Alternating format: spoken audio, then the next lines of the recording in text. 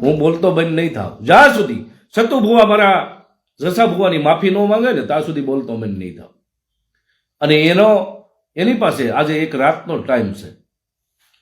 આ રાતમાં મને કાંઈ પણ થશે, મારી કોઈ પણ ઈજા થાય, મારી જાનહાની થાય, કાંઈ પણ થાય, એનો જવાબદાર સતુ ભુવા રહે. એટલે મારા દેવી પૂજક સમાજ, તમ તારે ડોગલા રહ્યો, ડોગલા. તમારે સાચું જીવન જીવવું નથી. તમને એવું લાગે કે આ સમાજ મોટો છે એટલે તમે એનથી ડરી ગયા છો, બરાબર? પણ મને ડરતા આવડ્યું નથી. મારા જહનમાં ક્યારેય કોઈની ડર છે નહીં.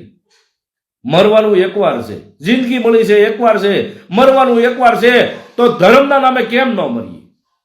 મને મારી નાખશે ને તો 5-10 જણા કે 50 જણા એમ કહે કે દીપક સોડા સમાજ ધર્મ માટે મર્યો છે. એટલે મારા દેવી પૂજક સમાજને કહેવાનું કે આવું ડરી ડરીને જીવવું કેટલું?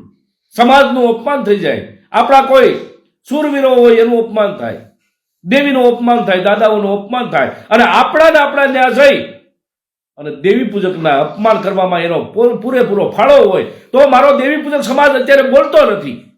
કેમ ડરે છે? કઈ આજે આરબી પરમાર હોય કે રામજી ખાંગરવાળો હોય, અમિત ડાભીઓ હોય કે ભાવેશ હળવદિયો હોય, આના સામે કોઈ એક્શન કેમ ન લીધી કે ભાઈ તમે જે કર્યું છે ખોટું છે? અત્યારે જાહેરમાં તમે વાઘરા કહી અને જ્યાં 50,000 માણસોની વચમાં તમે આપણા દેવી પૂજક સમાજનું અપમાન કરીને આવ્યા, તો આને પૂછનાર આ રાજકોટ વાળા કોઈ નથી? આ રાજકોટ જિલ્લાના કોઈ નથી? કોઈને દેવીવાલી નથી? કોઈને ધર્મવાળું નથી? કારણ કે ધમકી એટલી મળે છે, મારી નાખવાની ધમકી મળે છે, ટાટિયા કાપવાની ધમકી મળે છે. એને ખબર છે કે દીપક સોડા સમાજે જે વિરોધ કર્યો છે ને, ઘણા તો એમ કહે છે કે બહુ ખોટો ભરાણો છે, પણ દીપક સોડા સમાજ ખોટો કે હાચો એ દેવીને ખબર છે. એ કોઈ મારા રખા દાદાને ખબર છે, કોઈ ભાણજી દાદાને ખબર છે, કોઈ ભેસાદુર દાદાને ખબર છે કે દીપક સોડા સમાજે જે વિરોધ કર્યો છે એ હાચો કર્યો છે, ખોટો કર્યો છે. મારી દેવી પૂજક નાચ અત્યારે કોઈ બોલવા ખુશી નથી. અને જે દેવી પૂજકનું જાહેરમાં અપમાન કર્યા અને જે કર્યું અપમાન, જ્યાં જઈ 50,000 પબ્લિકની વચમાં દેવી પૂજકનું જ્યાં નાક કાપી નાખ્યું, એને પણ દેવી પૂજકે કોઈ પણ એક સવાલ ન કર્યો.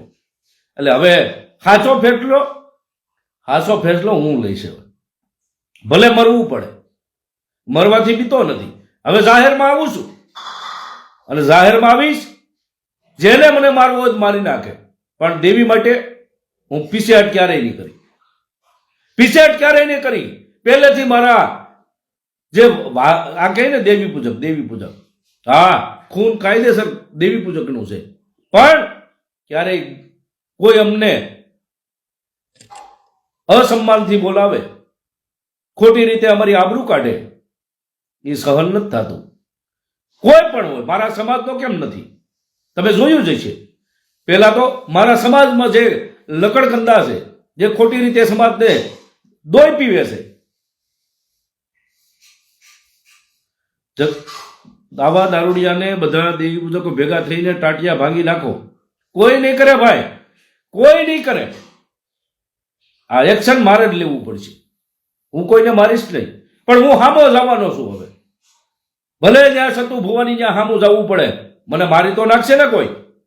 સતુ ભુવાની જ્યાં કાયદેસર હામો જઈશ કે બોલો ભાઈ શું છે?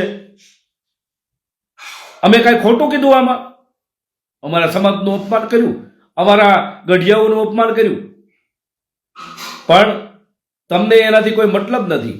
અને તમારા જે સાગરીતો છે એ એમ મને લખે કમેન્ટો, માફી તો નહીં માંગે. અરે સતુ ભુવા, માફી તો માંગવી પડે. માફી તો વિચારી લેજો કે તમારી સામે દીપક સોડા સમાજ છે. તમને એમ છે કે આ જે છે દેવી પૂજક છે, વાઘરું તમે કહો ને, આ વાઘરું છે શું કરી લે? પણ મરતા તો આવડે છે. ભલે તમને એવું લાગે કે કાંઈ હું એકલો કાંઈ નહીં કરી શકું, પણ મરી તો એકીશ ને. મારા ગુજરાત સરકારને મારે કહેવાનું, મારા ગૃહમંત્રીને મારે કહેવાનું કે આજે મને મારી નાખવાની ધમકી દે છે. મેં વિરોધ કર્યો છે, એ મારા ધર્મ માટે કર્યો છે, મારા ગઢિયાઓ માટે કર્યો છે, મારા પૂર્વજો માટે મેં વિરોધ કર્યો છે. જ્યાં અપમાન થતું હતું ત્યાં વિરોધ કર્યો છે. મારે ગુજરાત સરકારની જે પોલીસ છે એને મારે જાણ કરું છું કે આ સતુભુવાના જે માણસો છે, સતુભુવાના જે સાગરીતો છે, આજે મારી નાખવાની મને ધમકી આપે છે. અને કાંઈ પણ મને થાય, ગૃહમંત્રી શ્રી હર્ષભાઈ સંઘવી, મુખ્યમંત્રી શ્રી ભૂપેન્દ્રભાઈ પટેલ અને જે ઇન્સ્પેક્ટર હોય કે પછી ડીજીપી હોય કે પછી પોલીસ કાફલો ગમે તે હોય, આ ગુજરાતની જે પોલીસ છે, આ પોલીસ બેડાને હું જાણ કરું છું કે દેવી પૂજક સમાજનું અપમાન થતું હતું એટલે હું દીપક ચુડાસમાને બોલ્યો છું અને એટલે મેં અવાજ ઉઠાવ્યો છે. તો મારો અવાજ દબાવવા માટે મને દેવી પૂજક સમાજને આજે મર્ડર કરવાની વાત કરે છે.